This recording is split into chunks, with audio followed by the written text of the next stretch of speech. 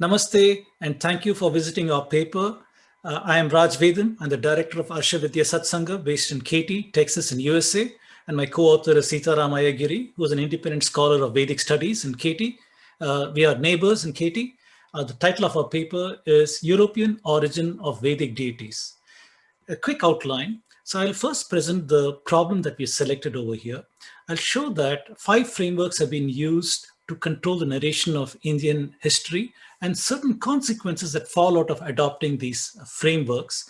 I will show that as a consequence of the framework, something called linguistic models have been used to construct something called a Proto-Indo-European language, ancestral language, and as a consequence of that, also something called Proto-Indo-European religion, and based on which certain kind of comparative mythological studies are made, where scholars are attempting to study Vedic deities along with Scandinavian, Norse, and other deities, and come up with certain kind of questionable conclusions.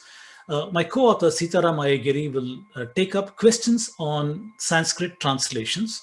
In particular, we will take a couple of questionable translations by Griffith of the Rig Veda, and we'll address did Indra have a yellow beard. We'll also take one more example of a failed translation and take it to conclusions. So if we look at the narration of the history of India, we find that 5 frameworks have been used to control our narrative. And these are the colonial narrative, Eurocentric narrative, the missionary narrative, leftist academia narrative, and the Marxist narrative. We find that each of these narratives has got a place at the table when it comes to discussing aspects of Indian history, culture, civilization, and so on. Unfortunately, there is a missing spot at the table, and this missing spot at the table is the practitioner, the emic scholar who is a practitioner of the civilization.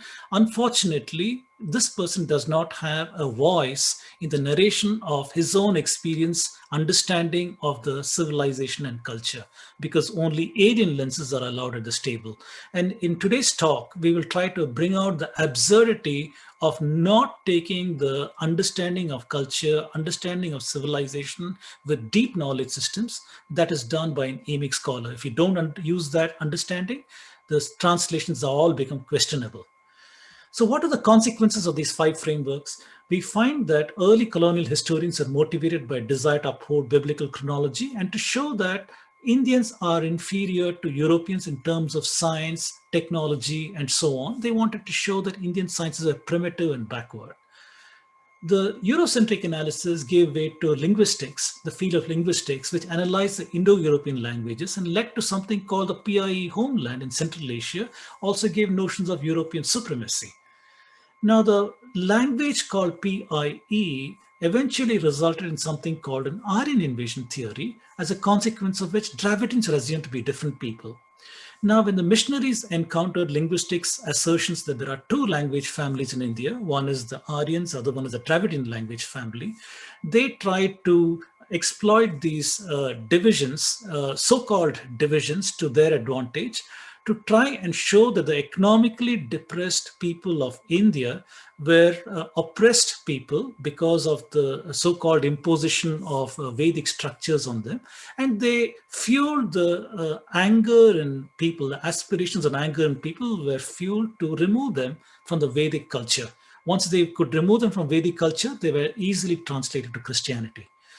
Ever since India got independence, 1947, the socialist leftist academia has privileged the use of alien sociological lenses to study Indian history and culture, resulting in all social dynamics of India is seen as oppressor, oppressed, divisive narratives. This contributes once again to all of these divisions we talked about earlier.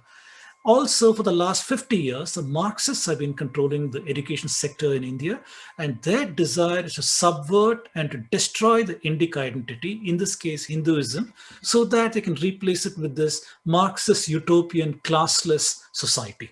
So these are the consequences of the frameworks that we have adopted over here. If we look once again, how did all this start? Early on, 16th, 20th centuries, from 1500s and present and so on, the colonial hegemony, primarily through the Portuguese, Dutch, French, and the British, came hand in hand with Christian imperialism, with missionaries like Caldwell, Pope, Ziegenberg, and many, many other missionaries, came hand in hand with Eurocentrism, which is linguistic analysis, use of discredited anthropological methods, use of constructs such as caste and such things, people like Herbert Risley, Max Muller, and others. So these people in circular arguments resulted in something called this Aryan invasion migration theory that has got these people from Central Asia coming into India in 1500 BCE and bringing in the Sanskrit language according to these frameworks. If we think that these are frameworks of the past and they're no longer relevant, we need to once again take a look, because that is not true. Those frameworks are the bedrock of today's academic studies of anything to do with Indian history.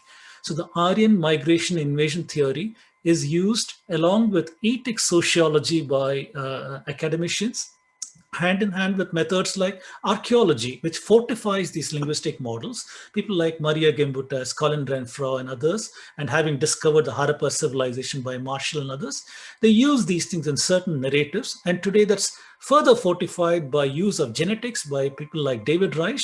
And all of these works and circular arguments, once again, impact the Hindu identity. We see that the sixth framework is missing. We have seen all of these earlier frameworks. While the emic frameworks are evolving, it is under severe attack by these frameworks who do not want the sixth voice at the table. Labels like revisionist, Hindutva, saffron, such greet the emic scholarship in addition to exclusionary gatekeeping. Nevertheless, we need to continue to put forth the correct ideas, and we need to correct these narratives. We find that the linguistic frameworks, they got methods like comparative linguistics, lexicostatistics, glottochronology, by making use of things called sound laws. Sound laws were evolved where one sound precedes the cognate in some other language, and showed how words morph from one language to the other by using of these laws such as the Grimm's law over here. So by doing such kind of analysis on the European languages and Sanskrit, the scholars came about with, linguistic scholars came about with this so-called Proto-Indo-European ancestral language. This is not a real language. It's a reconstructed language from the present languages, as well as many extinct languages. So by doing this, they said that from this ancestral language gave rise to Balto-Slavic, Germanic, Celtic, Italic, Hellenic, Indo-Iranian, which gave rise to Indic and Iranian. So this is an idealized model, and there is a lot of problems with that. Nevertheless, this is the bedrock of today's linguistic analysis.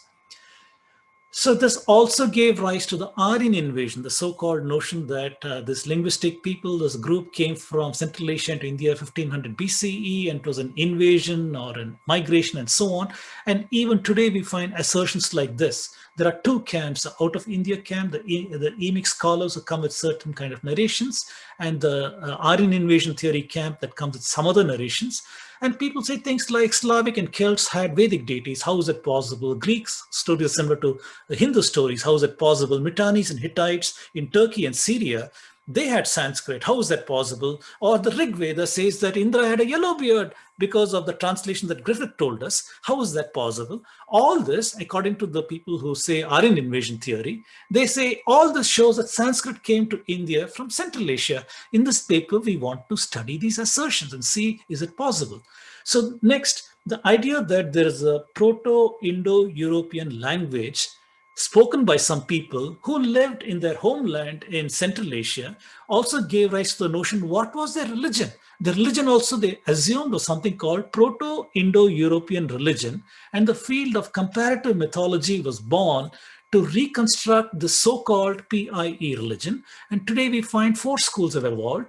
The meteorological approach that views the stories as explanation for natural phenomena, for example, Max Muller, or the ritual approach that views the commonality of stories explaining rituals and religious practices, for example, Fraser, or the functional approach that views stories reinforcing social behaviors using framework of social order, Dumézil, or structuralism approach that views the stories around the concept of dualistic opposition. Again, what we find is the insider view is missing. The person who is a practitioner of the tradition, his approach to understanding the Vedic mantras and the Puranic stories, that is missing over here. So this is a point where I'll lead it off to my co-author, Sitaram Ayagiri, who will take it from here. Thank you, Dr. Raj Vedam.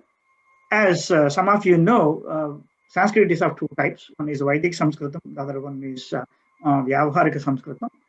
When we attempt to analyze Vedic verses, one should follow Vedic Sanskritam. If you do not follow Vedic Sanskritam, you may end up with misinterpreting or misunderstanding the verse. From ages, scholars are encouraged only to interpret the verses and discouraged writing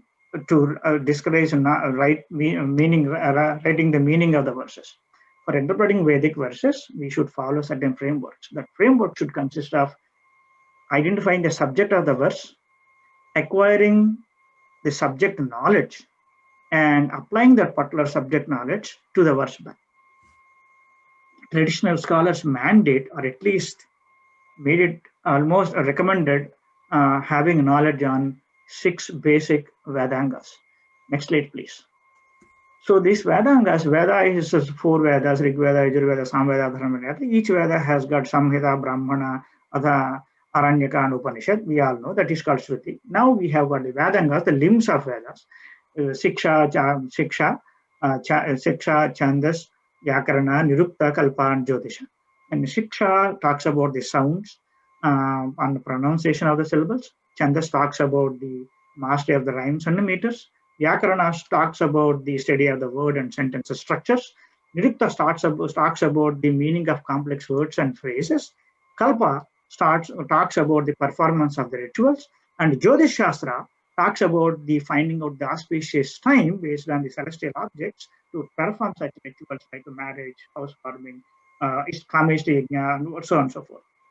Now, is this knowledge sufficient? Oh, absolutely not.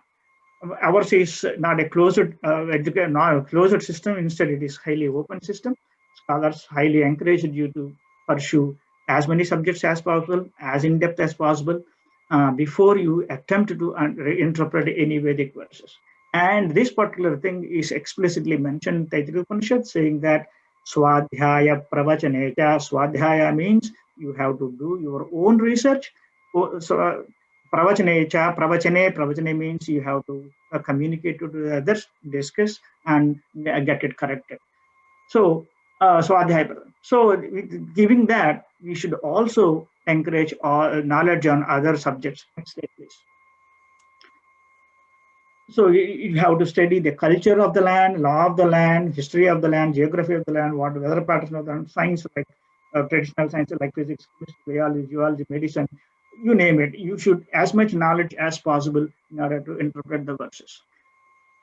So having said, or having acquiring all this knowledge, we'll interpret 2 mantras from Rig Veda. One is coming from the 10th mandala, the other one is coming from the 1st mandala.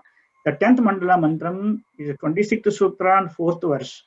Now here we have to, as I said, we have to put what is the subject, and what is the context, what are the adjectives, what are the actions, and how they interpret. So we'll see 4 different versions, 4 different interpretations, Sainacharya and Dr. Dasadharangacharya. Even though they are the interpretations 500 years apart, they are more or less is the same, very same interpretations. Dr. Tulsidas' interpretation is 21st century, and Dr. T.H. Griffith is an English version of the interpretation, and we will see one by one. First of all, this mantra deals with the subjects Smachruni, Harita, and Sukshayam. Sainacharya and Rangacharya both are very knowledgeable on the Kalpa Shastra and Nirukta Shastra, and interpreted Harita and Sukshayam and considered cultures of Akhanda Bharat regarding interpreting the Smachruni. We will see one by one. Harita, as per the Nirukta, does necessarily mean just like yellow or green, just like colors. Instead, it says Harita, Haridvarnena Somena. So it also brings Soma out of nowhere, out of Niruktam, it brought Soma in order to interpret this mantra. Similarly, Sukshayam means it's a good place. But when we interpret through the Kalpa Shastra, it says Sukshayam, Shobhanam Yajna Gruham is Sukshayam. So that brings the yajna, fire, sacrificial fire altar into the interpretation. So, and thirdly, the samshruni literally means beard.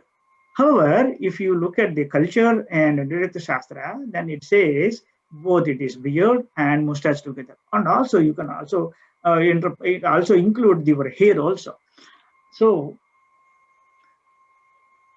beard and hair and mustache, these are all represent the valor of a warrior or a person who is leading a saintly life or a deeper penance state or yoga, yogic rishis.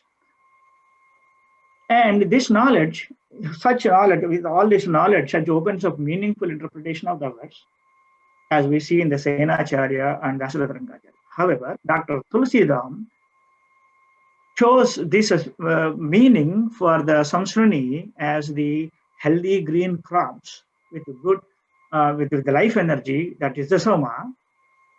And the context completely, instead of fighting with the enemies, he took for the agriculture and saving crops from the enemy, the storms, and he put a reasonable, meaningful interpretation. However, when we see the Griffith's interpretation, we clearly see he don't have this knowledge of Nirukta and Vyakarana Shastra. Instead, that's why you missed this when we says, he said sweet juice.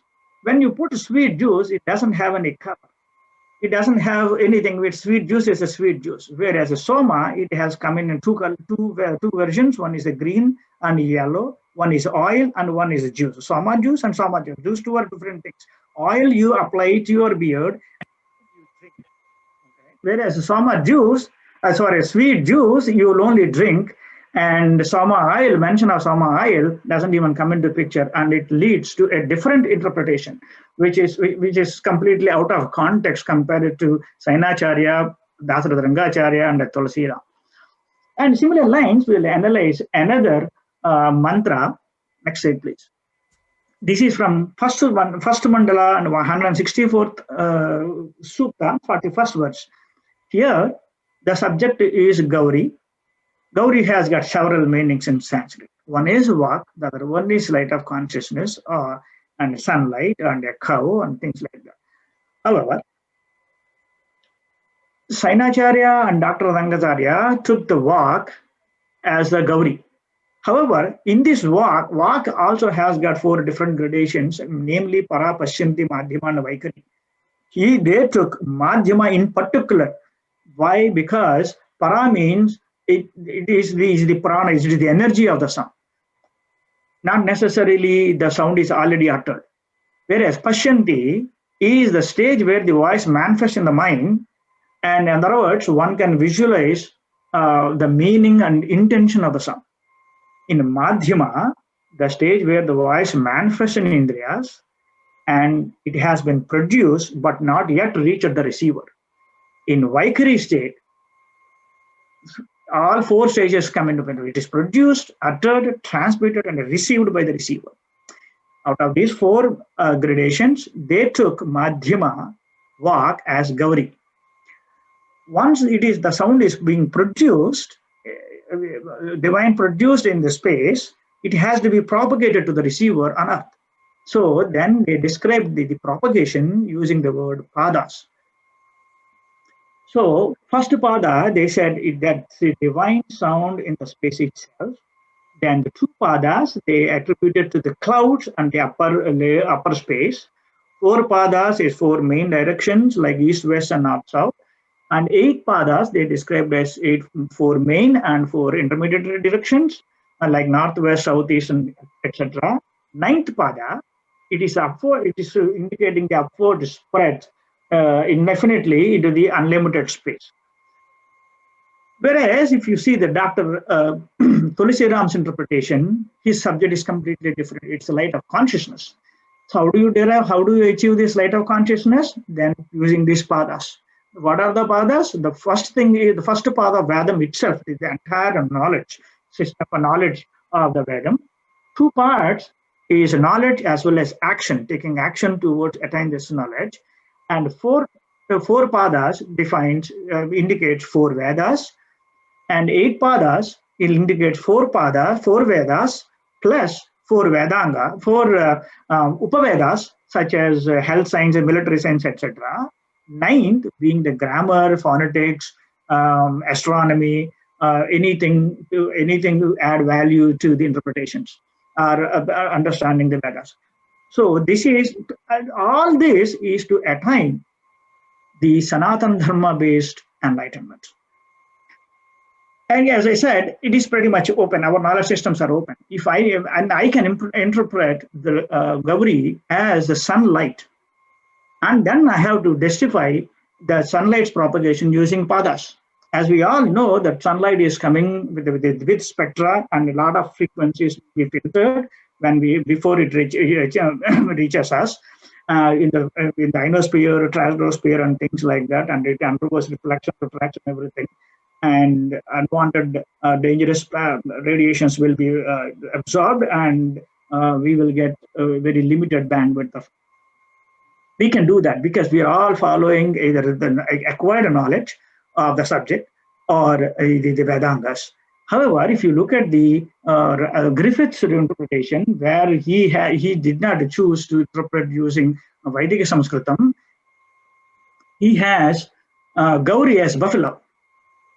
And once he put buffalo, padas as a foot, literally, one of the meanings of padas, he said buffalo has 1 leg, 2 leg, 4 leg, 8 leg, 9 leg, and it went to, because Sahasrakshara, Sahasra Parame Vyoman, it indicates the heaven. He put this, it went to the heaven. So this is what happens when you do not follow this traditional knowledge, you interpret the verses. So that's good. So this is a problem. We have the constitutional right. We have constitutional freedom to express, freedom to interpret, freedom, liberty to speak, and everything. What is the so big deal about it? Well, it is a problem. Next slide, please. We will see the problem here. The lack of knowledge on Vedangas and not following prescribed frameworks leads to improper, often misleading interpretations. The subject becomes meaningless text or a mythology. The moment any subject is coined as a myth, that will become optional and taken away from mainstream educational system, and it becomes passion or leisure time studies. That leads to collapse of shastras over time. With this, I will hand over the presentation to Dr. Raj to make the concluding remarks. Thank you. Thank you, Sitaram Garu. It was an excellent presentation that shows the importance of having traditional knowledge systems, knowledge of Vedangas before one even attempts to interpret some of the verses. You showed the dangers of a blind translation, word for word translation versus an interpreted with a deep knowledge of the system. Excellent positioning over there. So in this talk, we have addressed 5 frameworks who control the narration of Indian history and knowledge: the colonial, Eurocentric, missionary, leftist academia, the Marxist. And we showed that the insider, the emic tradition, the practitioner's framework is missing due to exclusion over here. We also saw that the Eurocentric linguistic framework gave rise to something called the Proto-Indo-European language construct. And from that language construct, it presupposed that was spoken by some people who lived in Central Asia, and therefore they had something called PIE, religion in addition. And by studying the Vedic deities and the Scandinavian deities and deities of other European people, the Celtic people and so on, they introduced the field of comparative mythology, and using such faulty translations came to several kinds of understanding. We have shown that translations without deep knowledge lead to absurd interpretations. One will have to interpret carefully and not just do blind translations. And in this paper, we have highlighted a couple of translations made by Griffith and showed the deep epistemic errors in them. Thank you very much for listening to our paper. Thank you.